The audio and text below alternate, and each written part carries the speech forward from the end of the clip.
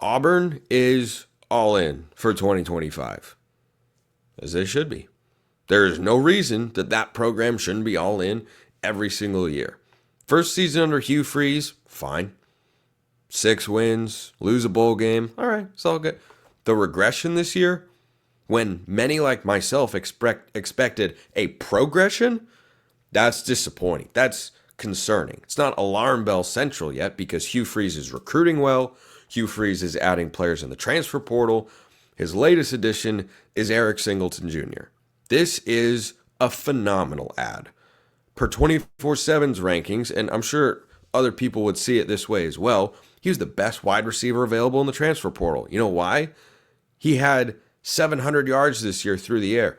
Oh, by the way, through the air, obvious receiver, duh, not a quarterback. He had 700 yards receiving his first season of college football too. Georgia Tech transfer, they didn't even throw the football a ton. That's a run-centric team. He's been their go-to guy.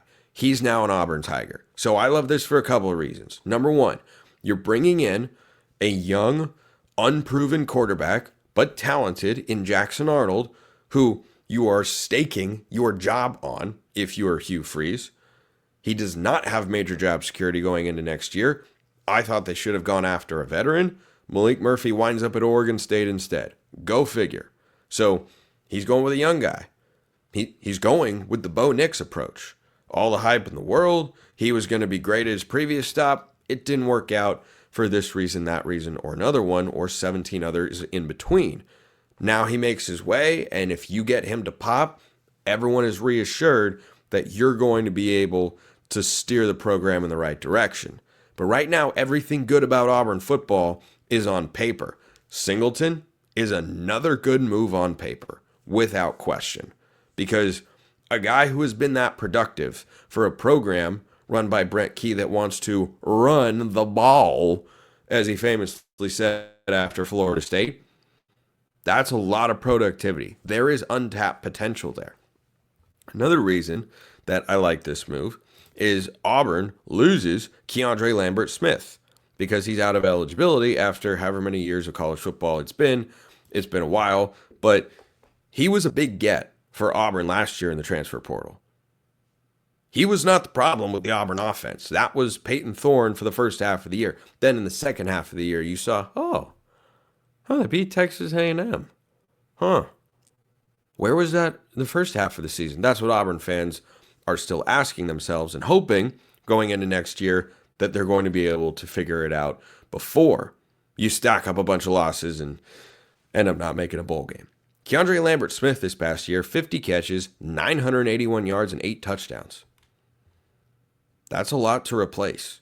But Hugh Freeze has now set up 2025 to be a no excuses kind of year.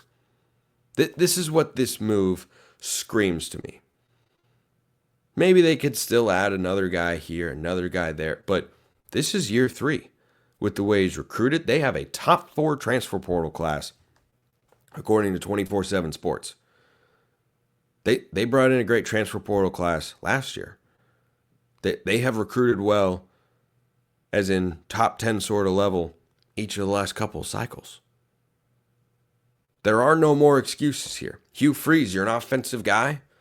Are you quarterback whisperer sort of guy? Well, you better showcase it. And you can't look around and say there isn't talent because Cam Coleman, as advertised for that Auburn offense. I mean, the true freshman wide receivers in college football this year, they were off. They were incredible. They were somehow better than I thought they'd be. And I'm talking Ryan Williams, Cam Coleman, Jeremiah Smith, all of them. Immediate, instant impact, arguably the best receiver on their respective teams. So you bring Cam Coleman back, and you had him paired with Keandre Lambert-Smith, boom, Eric Singleton Jr. That, to me, feels like a one-to-one replacement on the perimeter, to where you can't look at Jackson Arnold and say, well, he doesn't have anyone to throw the football to. Unless both of those guys go down, Singleton has proven to you he can be a number 1 caliber receiver. You know that Cam Coleman can, so even if one of them goes down, you still have a top target on the perimeter. But if you have both of them there, you've got a high-end receiving core. You've got the foundation of an offense that should be more than sufficient to get you back in the 8-9 win range and build again for the future where Jackson Arnold could still be your quarterback and Cam Coleman could still be your number one receiver. And heck, Eric Singleton Jr. could still be your number two receiver. This could be a combination of guys, Arnold to Coleman, Arnold to Singleton, and just revolve that door that sustains Auburn's offense for the next 2 years and propels the floor on that program back up to where the Tigers would like it to be. So I love this move, but if Auburn misses a bowl game for a second straight year, you will have an SEC job opening in Auburn, Alabama. No doubt in my mind. And I don't think that you could even argue, well, no, he should get it. No, by the third year, you got to be able to right the ship. You got to be able to turn it around. But this is the sort of move that allows for that. So the pressure meter on Hugh Freeze should be as high as it is on any coach in all of college football next year. We'll let the entire offseason settle, and we'll circle back to this question. What's the minimum number of wins to keep your job? Last year for Billy Napier, I felt it was 5 in the regular season. He got to 7. He keeps his job. Obviously. Even though early in the year, people like myself are saying, I think you got to get rid of this guy. Nope, he's still hanging around. What's the number going to be for Hugh Freeze? I know it's at least 6.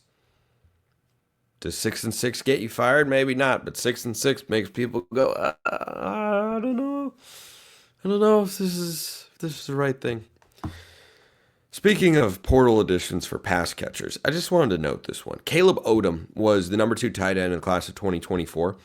He only had 7 catches this year at Alabama. They didn't use their tight ends a whole lot in the offense. It's never really been Kalen DeBoer's MO to use the tight ends a ton, but Caden Prescorn was the number 5 receiver, yardage-wise, for Ole Miss this year, and Lane Kiffin.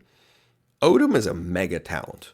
Remember what I just said? Number 2 tight end in all of 2024. 7 catches for 65 yards. Let's call that not maximizing your full potential. This is the tight end version of Micah Hudson to Texas A&M. All of the talent that was evaluated and gave him a big ranking that had all the stars there, and Odom was just short of 5-star status. That talent is still in there. It's just that his first stop wasn't able to find the right key to open the box. Well, Lane Kiffin uses the tight end at least some. The first 4 guys that were ahead, yeah, they're probably going to be a similar position dispersion where it's mostly wide receivers, but I just wonder if a guy who wasn't hardly involved in Alabama's offense this year didn't go choose an offensive mind like Lane Kiffin in the SEC because he doesn't believe that, hey, I can be a number 1 tight end sort of option who finishes with 600 to 700 yards receiving and 8 touchdowns. I can be that sort of guy, and I think Lane Kiffin's that sort of guy. Just keep your eye on that one. That's all. I think Eric Singleton Jr., I know Eric Singleton is a far more impactful transfer as a pass catcher in the SEC. Just keep your eye on Odom as well. Appreciate everyone listening. I will see you next time, and until then, hope you have a wonderful rest of your day.